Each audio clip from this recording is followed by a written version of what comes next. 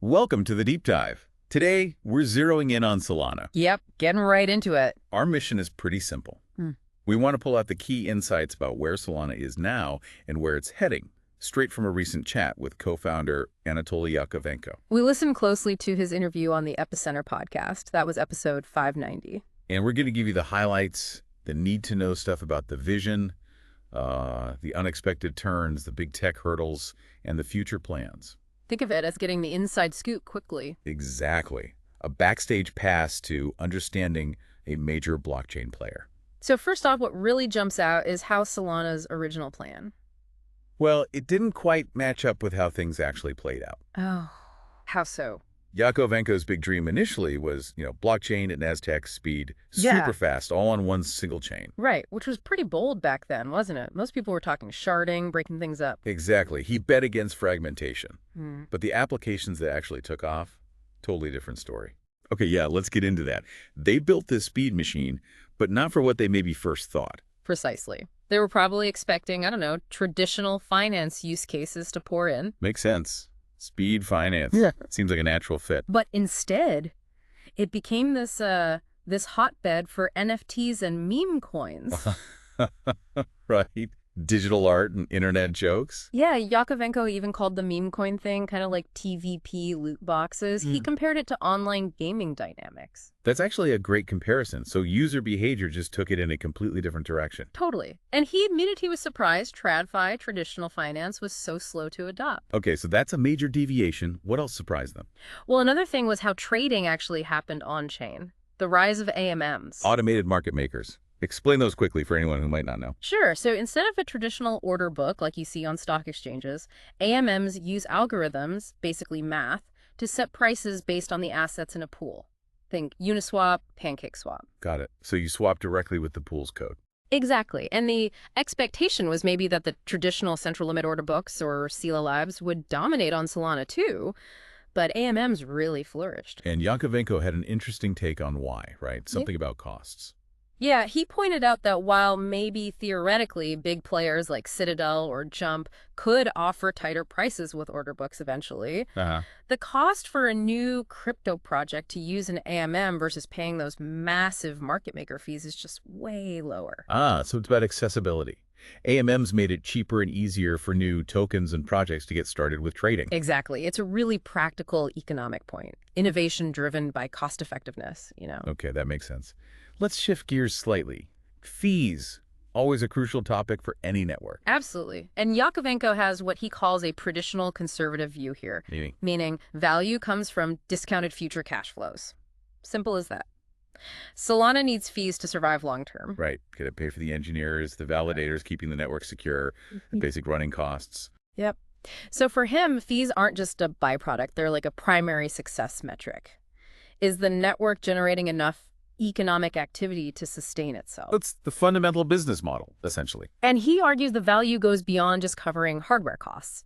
He says blockchains offer priority access to economically important state. Okay, unpack that a bit. Economically important state. Think of it like owning prime digital real estate. The ability to reliably record and interact with valuable information, like ownership or financial contracts, on this shared ledger.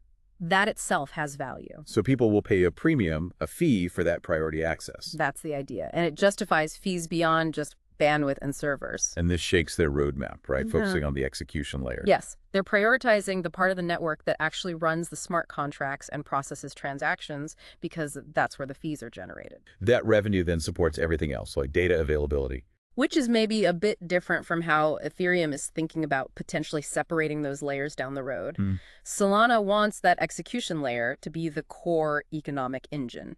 Interesting strategic difference. Okay, let's dive into something a bit more technical but super relevant. MEV. Maximal extractable value. Yeah, this is a big one. For anyone listening, MEV is basically the profit validators or others can make by cleverly ordering or excluding transactions in the blocks they create. It's a huge focus in the Ethereum world, and Solana's thinking about it too. Yakovenko's take is, nuanced. He doesn't see it as purely bad? Not necessarily. He thinks if it's competitive, it could actually be good. Like market makers paying for faster access to tighten price spreads, that benefits traders. Okay, so competitive MEV, good. Exploitative MEV, bad. The challenge is encouraging one without enabling the other. Precisely. And Solana's aiming for something called application sequencing to help manage this. Application sequencing. Yeah. What does that mean practically? The idea is that applications, dApps, could set their own fees for writing to their specific state on the blockchain.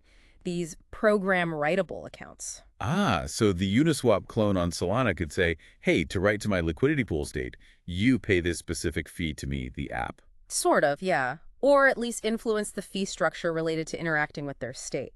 The goal is to make validators compete fiercely to include transactions based on the value to the applications and users. Okay, so it creates a market for block space, driven partly by the apps themselves. Exactly. And this ties directly into Solana's big advantage, atomic composability. Because everything runs on that single fast chain. Right. You can do multiple things across different apps in one single transaction. Swap on Orca, lend on Solana, stake somewhere else, boom, all atomic. Which is great for users, less risk. But how does it relate to MEV and fees? Because those cross-app interactions create huge opportunities for arbitrage. Finding small price differences between apps and exploiting them in a single transaction. Yakovenko sees that as a major driver of valuable network activity and thus fee revenue. I see. The composability fuels valuable MEV, which apps and the network can then capture fees from. That's the theory. And it lines up with research, like from Max Resnick, saying you need multiple block producers competing to make this app-level fee capture work well and resist censorship. Which leads us neatly to the next point. Multiple concurrent block producers. Yeah, this is a big potential change. Right now, like most chains, Solana has one leader proposing a block at a time. But they're exploring having several leaders proposing blocks simultaneously. Why? Competition, mainly.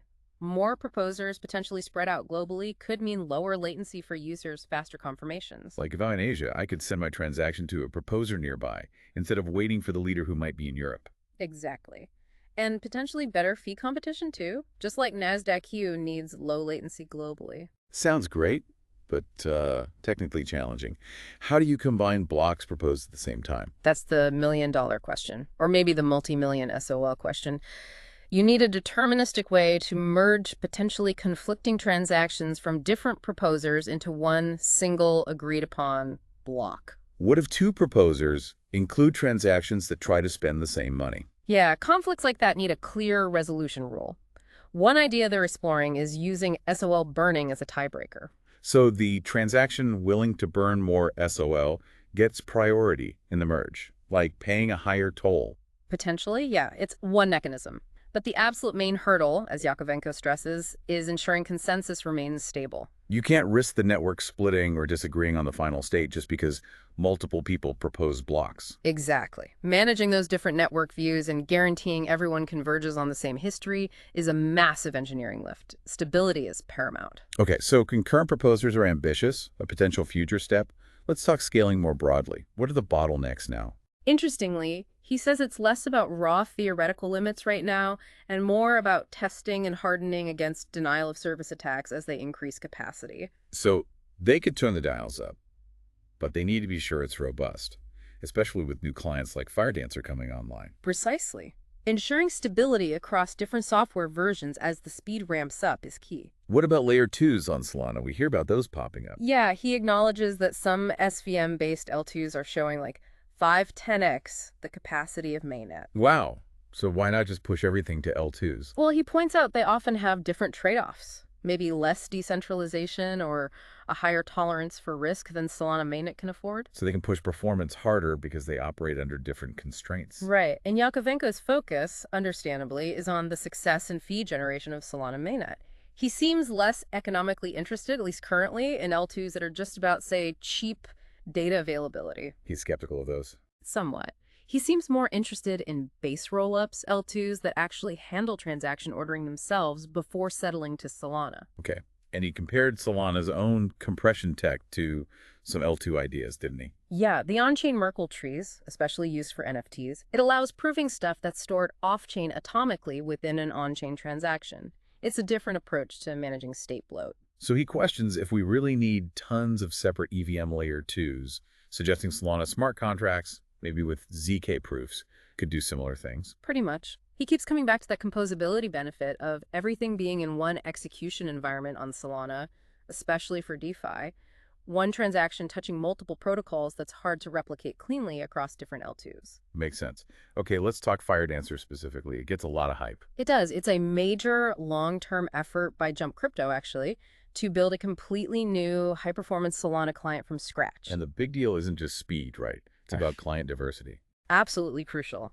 Having multiple independently developed clients, the goal is maybe 4 or 5, eventually drastically cuts the risk of one single bug taking down the whole network. If the main Solana Labs client have a flaw, FireDancer hopefully won't have the same flaw. Exactly. It massively improves fault tolerance. It's probably one of the most important developments for Solana's long-term health and security. And there's that interesting safety mechanism. If a minority client gets less than 33% adoption, the network halts. Yeah, that's a deliberate safety feature. If, say, FireDancer had a bug that caused it to disagree with the main client, but FireDancer only had 20% stake validating, The network would rather stop than risk splitting or processing invalid transactions based on the buggy minority. correct. It prioritizes safety in case of a disagreement between clients until the bug is fixed. So current network limits are partly about ensuring all these clients can stay in sync, and limits will likely increase as clients like FireDancer prove stable over time. That's the plan. Gradual, stable increases. Looking way out, what's the ultimate scaling dream for Yakovenko? He threw out a pretty wild number or comparison. He envisions block sizes eventually reaching the size of the New York Times website. The whole website. In one block. Around 20 megabytes, he estimated. That's like a 10x increase from now. He even mused that at that size, maybe complex light clients become less vital because you could almost download the whole block on your phone. Wow. That's a lot of data per block. It is. And he believes scaling to maybe 100,000 transactions per second on that single chain could handle most global financial volume. He compared it to Google search throughput. So massive single chain capacity is the goal. But, and this is important, he advocates incremental scaling. Focus on stability, find the bottlenecks, fix them. No risky 10x jumps that might break things. Sensible approach. Okay, another specific project. Yeah. Do Zero. What's that about? Is it new internet cables? No, he clarified it's not about laying new fiber. It's about optimizing signal processing and network switches in data centers for super low latency. Ah, so improving the existing pipes and junctions. Kind of. The idea is a decentralized overlay network using better switches, maybe dedicated lanes run by different providers. And the permit. To create a really fast, happy path for critical network traffic, like validators sending votes quickly. The regular internet is still the backup for resilience. Got it. Faster path for crucial stuff, backup for everything else. Yeah. Let's switch to security incidents and mitigation. What's been the biggest hit? Undoubtedly, the wormhole exploit. That was huge. The bridge hack. Yeah. And Yakovenko highlighted how sophisticated it was. The attackers seemed to be watching the code commits on GitHub and struck right after a vulnerable update was pushed. Scary stuff. Professionals watching closely. So what are they exploring to prevent future issues like that? A couple things. Formal verification, mathematically proving code correctness is one avenue. Which is hard and time-consuming but powerful. Very. Another idea is runtime redundancy. Imagine running 2 or 3 independent versions of the same smart contract in parallel. And comparing their outputs before finalizing. If they differ, something's wrong. Exactly, a way to catch bugs or exploits in real time. That's clever. Does Solana have any unique security advantages? He thinks so. One thing is the reuse of standard canonical programs, like the main SPL token program. Everyone uses the same heavily audited code for basic tokens. Right. Which reduces the attack surface compared to if every project wrote its own potentially buggy token contract from scratch. Good point. What about UI hacks? People getting tricked into signing bad transactions. That's a tough one. He mentioned guard transactions as a possibility, like a pre-flight check. How would that work? Before the real transaction executes, a guard could verify that the expected outcome, like my balance should go up by X, matches what the transaction will actually do to the state. Especially useful for cold storage with set policies. An extra safety layer against misleading interfaces. Yeah. Though he admits complex DeFi contracts like lending or derivatives are inherently tricky. Lots of Oracle inputs, latency risks, potential exit games. Always edge cases there. What about upgradable contracts or closed source code? That's always a worry. His advice is blunt. User beware. Be cautious. He pushes hard for open source, formally verified contracts using multisigs with time locks for upgrades. So transparency and security best practices. And encouraging the whole ecosystem to promote and reward projects that follow those practices. Makes sense. Let's talk governance and economics, SIM 228, the inflation proposal. Right. The proposal to make Solana's inflation rate dependent on how much SOL is actually staked. Why do that? What's the thinking? Yakovenko described a theoretical ideal, a continuous Dutch auction for staking rewards. The inflation rate would adjust automatically based on demand, aiming for a price where validators are just barely incentivized to stake. So the market sets the right inflation rate needed to secure the network. That's the pure theory. But he admits a continuous auction would be way too complex for regular users and validators. Just too much friction. Okay, so the ideal is impractical. Yeah. So he sees SIM 228 as a good, simpler approximation. It adjusts inflation based on staking levels, moving towards that market-driven rate, even if it's not perfect. A practical step in the right direction. And he stresses Solana isn't bound by Bitcoin's or Ethereum's monetary policy. They can be flexible. He sees emissions mainly as a value transfer. Some see it as a tax on non-stakers. He acknowledges that view, but points out the groups aren't always separate. People might stake some SOL and hold some liquid. He's even open to like a near 100% staking ratio if the user experience was totally seamless. If staking was effortless, why wouldn't everyone do it? Right. And then he asks, well, if everyone's staking, why isn't the reward rate basically zero in an efficient market?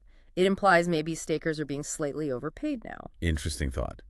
But ultimately, for him, success isn't just price or staking ratio. It's real network activity, transaction volume. Is the chain actually being used for economically significant things? That's the core metric. Okay, looking ahead then. What are the biggest hurdles left before Solana really hits that vision of supporting traditional finance and more? He thinks the main things are these underlying microstructure issues, how transactions land on the network, how MEV is handled fairly and efficiently. Getting those plumbing details right before the big institutions feel comfortable. Exactly. And he thinks fixing those network-level things will take longer than maybe people originally hoped. It requires careful, iterative work. What about ideas like batch auctions to combat MEV? He sees the appeal, but argues for batch auctions to be competitive with traditional markets, they need to be way faster than current block times, like 100 millisecond batches, not multi-second blocks. So the speed needs to be there first. Yeah, but he's optimistic.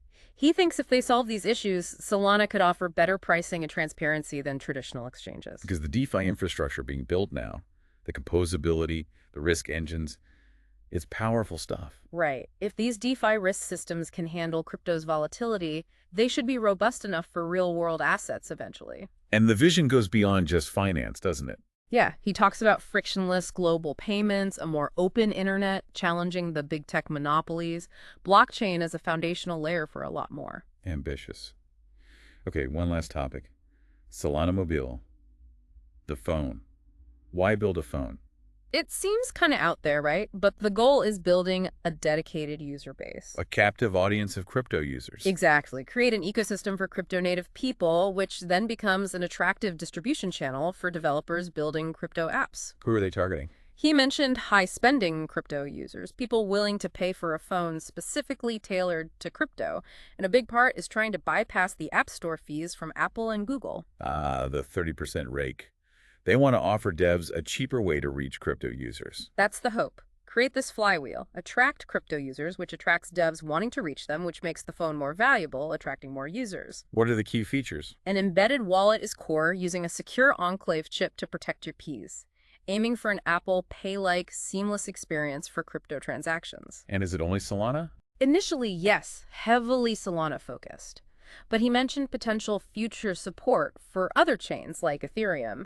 It's built on standard Android, just with custom secure hardware. Interesting experiment. Okay, let's wrap this up. Key takeaways. Well, Solana's journey has definitely been adaptable. NFTs and meme coins drove early use, which wasn't the initial plan. Now, the focus is really on hardening the core network, fixing MEV issues, scaling carefully, boosting security via things like Firedancer to make it ready for institutional adoption. But the long-term vision is huge, transforming finance and maybe even the internet itself. Definitely. That comparison of meme coins to PvP loot boxes stuck with me, and the sheer scale of aiming for block sizes like the New York Times website, That's ambition. Yeah, quite memorable. And for you listening, hopefully this gives you a good grasp of Solana's fundamentals and where it's trying to go. It really highlights those core trade-offs in blockchain design, speed versus decentralization versus security. These are the challenges platforms like Solana are constantly navigating. It's relevant if you're interested in where this tech is heading. Absolutely. So here's a final thought to leave you with. We saw NFTs and meme coins come out of left field. Given how fast things change, what totally unexpected use cases might blow up next on blockchain, things we can't even imagine now. And maybe more importantly, how do platforms like Solana stay flexible enough to actually capture and support that next big thing, whatever it turns out to be, preparing for the unknown? Great question. Something to ponder. Thanks for taking this deep dive with us today.